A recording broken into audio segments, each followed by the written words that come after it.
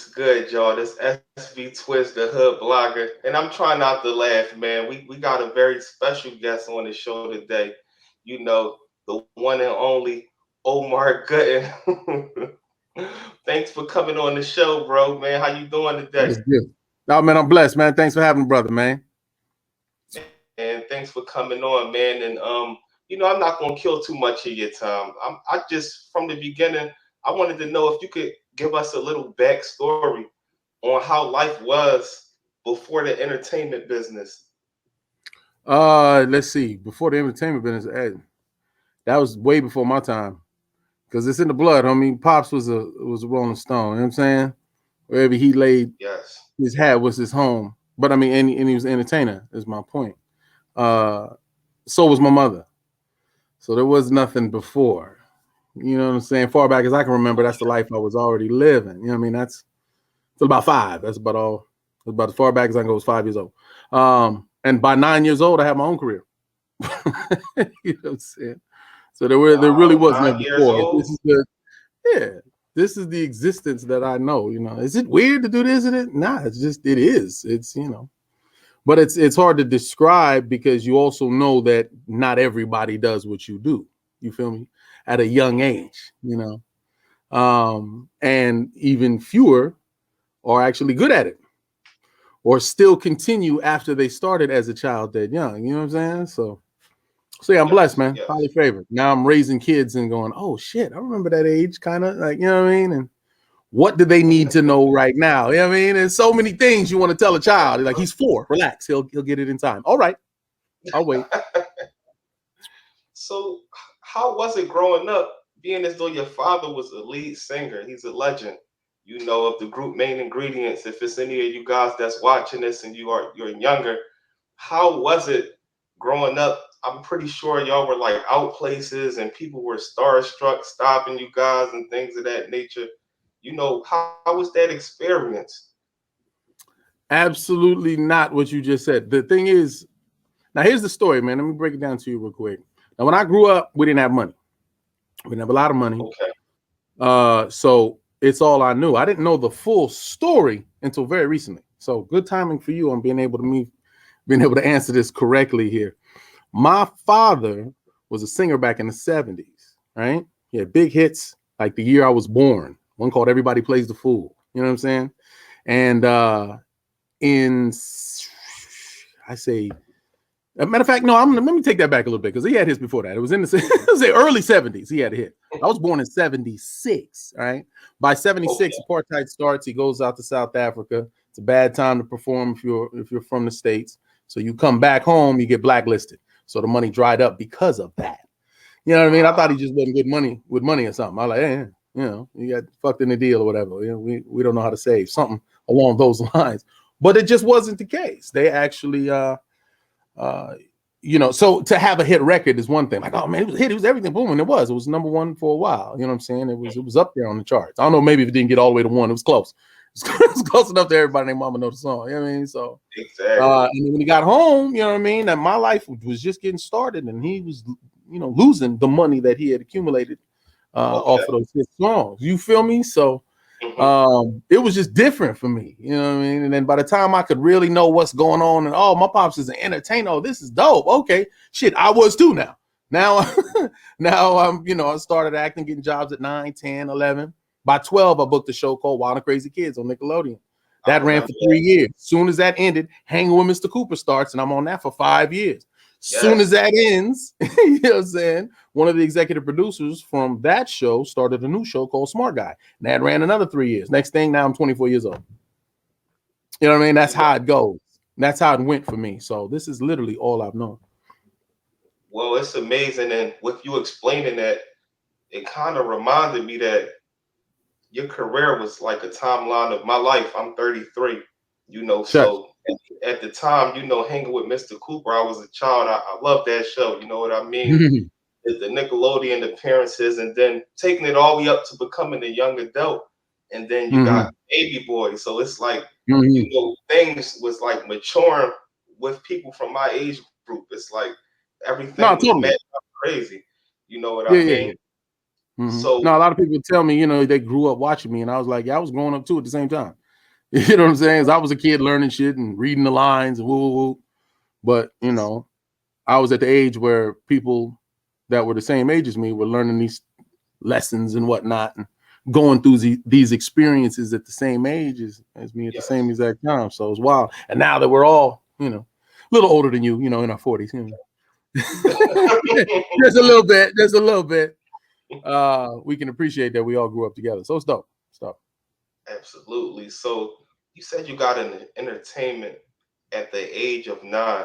How did Yes. that come about? Was it with you? Like you say, you didn't really know much about your father's career at a young age. So Right. what got into you where it was like, you know what, I want to get into entertainment. 9 years old is very young, to make that choice. Yeah. So what happened was my brother, who's 9 years older than me, who would later win an Oscar, you know what I'm saying, Yes. sent me into his agent to pick up a script for him. I was just running errands with my big brother, you know what I mean? It was like, hey, go run in there and tell him it's for me, blah, blah, blah. And that's when I met his agent, and she just looked at me, imagine that, and said, man, because I was a happy kid, I ain't gonna lie. I mean, we didn't have shit, but it was funny. Like, you have more fun when you poor. I don't know. I'd say it like that, but when we bouncing from house to house and living in cars and shelters and different hotels and all this shit, I'm like, wee, this is fun. I didn't give it. It wasn't like, oh, this is sad as fuck. Why is everybody eating? I don't know no everybody. There was no regular people. It wasn't like, oh, there go Whoopty Whoop again. Don't tell them about the fact that we moved. Nah, this is a brand new friend I just met. And we become friends. And for that 6-month period or whatever, while we're living where we're living, and then boom, off we go. Get in the car. Well, check bounce. We got to go. Like, you know what I mean? And then it was entertainment. You know what I'm saying? So it's been a fun ride. That's all I can say. Okay, so Not that it's over, yeah. but it's been they're like, it's bye. You had a Grim Reaper interview. Remember that shit? He was talking about goodbye to me. Nah, man, I'm real jazzed about everything pulling up, man. Come on, pulling up. It's all kind of pulling together at the same time. Funnest thing, I'm not allowed. I got a little gag order. But I'm under contract with some people, and it's panning out to be a beautiful thing. But it's dope because it all circles back to how I started. So it's really for the fans. I'm happy for the fans. I'm happy for me and my family too, because it's good money. But I mean, I'm happy that my people that rocked with me and grew up seeing me in sitcoms will have this. This is dope. This is dope. This is something, you know what I mean? Which is cool. Anyway, that's enough I can say about that. But after Baby Boy, which was dope for me, I would get offered the same roles because that's, all they thought I could do. So it's been fun to play doctors and old Westerns and on HBO shows, Deadwood, it's fun to branch out and do that type of stuff. But I think now I'm locked into what I really want to do, which is mainly comedy. Because ain't nothing better than making people laugh, man, feeling better, adding years to people's life through comedy and joy. And as an entertainer, doing that, like, what would you want to do? Dramas and be crying all day and shit, or some action shit where you be tweaking shit and breaking, falling apart? Nah, nigga, I want to sit home, you know what I mean, and make people laugh and get paid doing it. So anyway, that's on the in front of the camera side. I'm cool with that. But I'm not opposed to getting down. I did a movie called AM Radio. I was going to speak on that. Yeah, AM radio during the pandemic, and I think it'll be one of the most visible performances of what year was this? Oh, 2020. Okay, like you can tell, I'm wearing it, like literally and emotionally. And then when you take yourself through the little journey, I think you'll be pleased that you sat through it. You know what I'm saying? And it's for my fans, man. It's I pushed myself. I reached new limits as an actor, like no bullshit. Like for me, I was like, yeah, it's so, there was always like stay in your lane, do what you know type of thing. You know what I mean? What you excel at, just boom, keep succeeding in that. And then, it's easy. But sometimes you want to push yourself and kind of see, if you can really take an audience somewhere with you. You know what I mean? So it was fun. It was my most starring role ever. You know what I mean? It might as well have been Tom Hanks on Castaway or some shit. Like, it's all me in this booth. But it doesn't feel like that. It's not like, oh shit, just watching this one nigga just talking. No, it's not. It's not that. It's got flashbacks and it's got other people in the studio and all this type of stuff. So it moves along. So it's cool. But the story, by the end of the day, I'm excited because it's on Tubi now too. And I said it a lot. I was talking about AM radio. People think I got a new AM radio show. No, it's a movie written and directed by Ricky Burchell, produced by myself and Ricky, and it's up there. It's up there. I'm proud of it. And I'm proud of it because a lot of times I'll do stuff and then I'll watch it afterwards. Not a knock to everybody I work with, but some of you, they didn't spend where they should have spent, which is in the editing and the score and the sound, and you know what I mean, and made sure that it was best quality. They just had the money, got some actors together, had a script, dude shot it, and it was like, now we put it out. Isn't that great? It's like, no, Nick. Like there's so much more to it, And then with this, it was the first time I saw the beginning product, put all my input, notes, changed, brought stuff, did everything that I had to do to say, look, this is what it needs to be, and then watched it achieve that. It was great that's the best way I could break down editing. Like, you watch it, you go, hell no. You say a bunch of shit, now it's like, perfect. That's but it takes months, So so I had a good time with it, man. And at the end of the day, I looked at it, I said, I'm proud of this. So excited about that. I also did a film called Teachers Watching out in Mississippi. And that's another. Let me turn, boom. Now let me hit him with this. But it's dope. I mean, my bag is just, it's one lane. You know what I mean? You know me, you always follow me. I ain't gonna be like, oh damn, I can't believe you did that. Nah, it's never gonna be that. Sorry. But it'll be stronger and bigger and better levels to it. That's the best I can explain without giving the plot away. Plus, I'm working so much I can't. Don't make me get to lying, because I'll probably just throw some shit in there. He said the movie was about elephant. He was tired. He was rambling. Okay. No. But go ahead, man. I'm long with it too, so you got to stop me. We need a fly light, like a stand-up show. Like, all right, wrap it up. It's cool that people need to hear this, but me in particular with AM radio, they have it labeled as like a comedy. You know what I mean? But it takes you through so many levels in the movie. Like, of course, you have times where it's funny in the movie, but it takes you through like levels of real life. And I don't want to talk too much about the movie, because for those of y'all that didn't see it, y'all need to check it out. Omar Gooden starred as DJ Taz, if I'm not mistaken. Yes, sir. It was like different. At the beginning, it starts off, you get laughs out, and then we see you go through phases. You know what I mean? Yeah.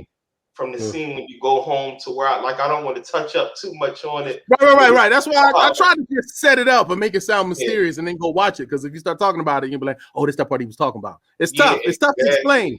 When you've seen it, I say, yo, did you like it? Yes, I liked it. That's all I need. Well, let's some more check it. But it's dope. I think it's a cool little ride that you go on. And if you did you see the trailer before you saw the movie? I didn't see the trailer. I just watched the movie. Oh, dope. That's cool. That's cool to get your input on it based in that order, because I just feel like the trailer was very good. Okay. The movie was good. I can't call it very good because I'm just not vain. I don't know. You in it, but it's a good movie in the sense of technically put together, the writing, all that. Like, okay, you'll dig it, and then it's up to how you like my performance. Honestly, to rate it as such. So anyway, I'm excited.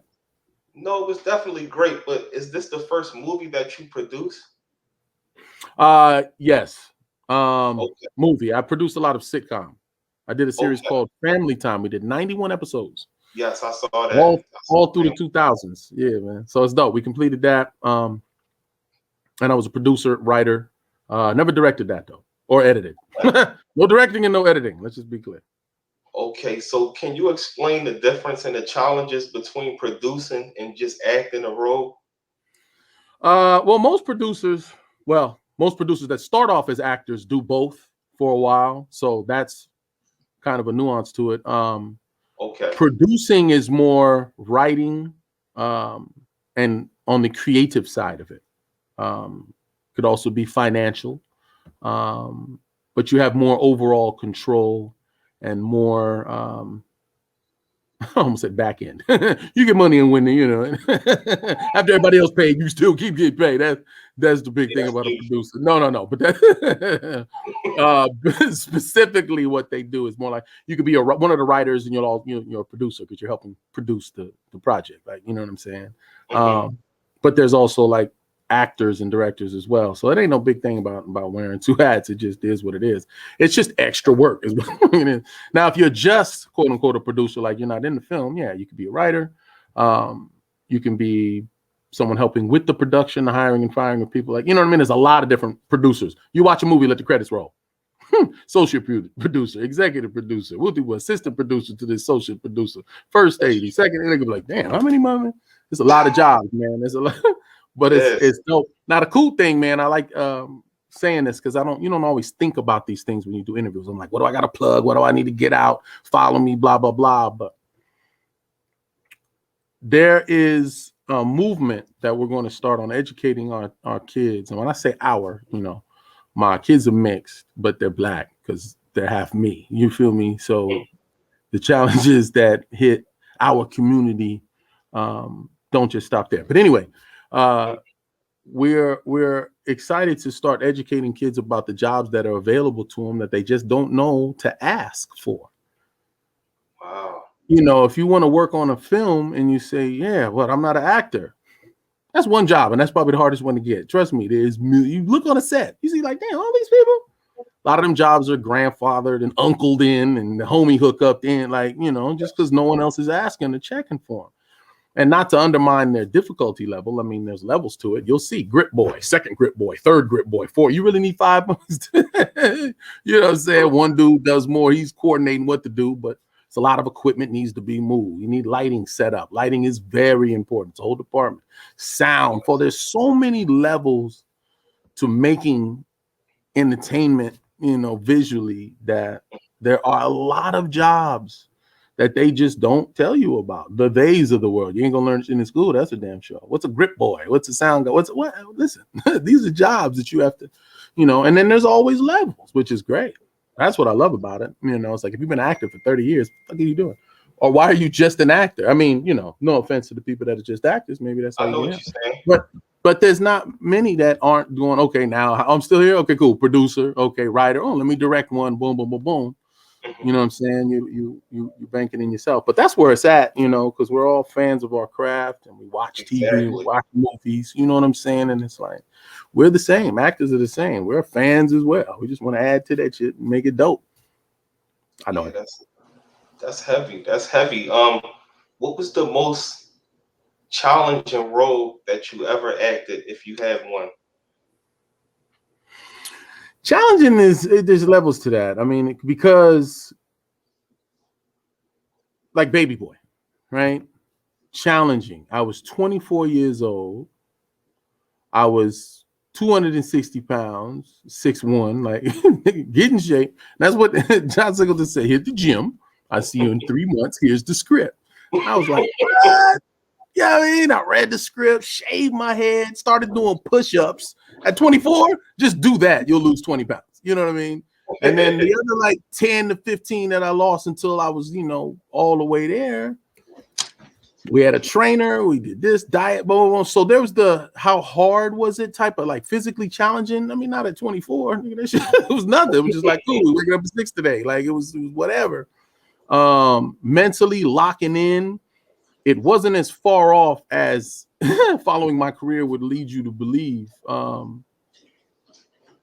But so it wasn't hard to tap into that. But once I was locked into it, it was like, well, this is, the problem was cut.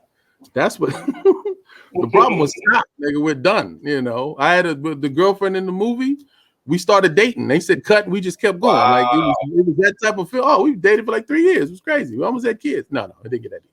But wasn't that bad. But no. But it was one of them things where they said was that difficult. I mean, if I think about it, like that was a lot of shit. Like every time I tell a different story about it, it's like, damn, that movie was crazy.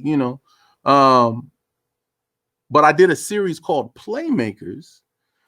Because I never got to play sports. I'm saying I was a regular actor at 9. You know what I'm saying? Didn't stop till 24 consecutively.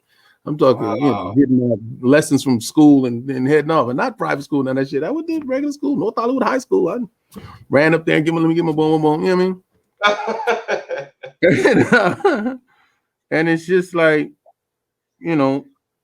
I powered through that shit. So it wasn't. Oh, anyway, no, I know I had a different point. Sorry, long day. I didn't get to play football. I know the first day of high school, I said, I showed up, tryouts, all that. Coach was like, it's all about dedication. You got to be here every day. This is the first day of high school. Guess what? Practice starts today. Have your ass ready. Whoop, whoop, whoop. And I was like, all right, ready, break, all that shit. I ran up. I said, listen here, I got a film today. Matter of fact, the rest of this week, but I wanted to make sure I made the first day, but I want to play and blah, blah, blah. It's like, man, keep it pushing. You know what I'm saying? So I never got an opportunity at all. Like it wasn't, and I wasn't there anyway. So this series came along to play the star running back. Now that was tough. Like that's where I got in the best shape of my life, because you're with professional athletes and they all in shape. I'm like, we are filming a movie. These niggas look like they're ready to play for real right now. Like everybody was ripped and good. So I got there cool, but I ended like true story. There's 2 scenes in the show where the producers just looked at me and it was like, we're going to have to go back to the scene we shot like about a month ago and reshoot that because the way you look now is the way you should have looked then. And I was like, damn, is this like a tough scene? It was a scene where I actually had to race in real life. Russell Hornsby. Y'all know Russell. Shout out to Russell. Russell ran track in real life. And I had to race this dude. I never got to play my sports, Russell, but you ran track. Yeah, shout out to Russell. And we raced, but we're acting, but we're running as hard as we can run. And the first few takes, they said, just go balls out. Like, you got to run, motherfucker. But Omar wins. But it can be just at the end. So, I mean, every take, bro, we was pushing it and acting like we was pushing it. Like, you feel me? Like, if you're an athlete, you just fucking run. You don't run like, you know what I mean? But we're exerting energy, making it look good and form. And we had real athletes telling, no, nigga, this is how you start. You slowly raise up. This, you boom, boom, boom, point this. Like, all right, nigga, like, we was really running. Wow. We ran that shit maybe, no bullshit, maybe like 12 times. 15, no, it was 12. But the 40-yard dash, full out, balls out as fast as you can run, whether it looks real or not. And when you watch, you like, damn, nigga. And on like the last time, I remember, I'll never forget, they said, hey, Omar, we got one more. Can we do one more? And I said, fuck no, right? Loud. Everybody laughed, whatever shit. I'm like, come on, man, let's do it. And we did the last take, and I ran. And as soon as I straightened all the way top up, and I'm supposed to like pass him, I could feel me pass him, and then both my hamstrings blew. Pop, pop, and my legs just fell out, and I slid. And I was like, yeah, I'm fucking done. Fuck y'all. They're like, good, because that was the last one. We got it. And I was only like 25, so it was like Epsom salt and fucking 2 days of bed rest, if that, nigga. And I was right back on the track. But like physically taxing that part, the acting is never like, oh man, how do I lock in? The shit that would have me doing that, I don't do. The only time I try, when I was talking about my lane and staying in my brother, one of the greatest roles he ever did was radio. There's a thin line between life and death. An SV Twiz film that shows the truth about what's going on in the hood. I'm telling you, bro, I can't call it how you.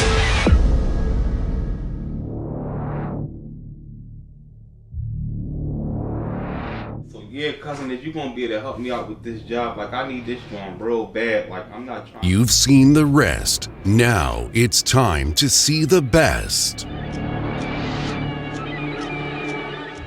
Starring Vodka 1000 Proof and SV Twiz. Real nice one, like A hood drama that shows you the meaning of money, power, and respect. Torn apart. Yo, you really doing your thing with that girl. Like, what's up, nigga? I can't call it, bro. Hey, yo, what's up?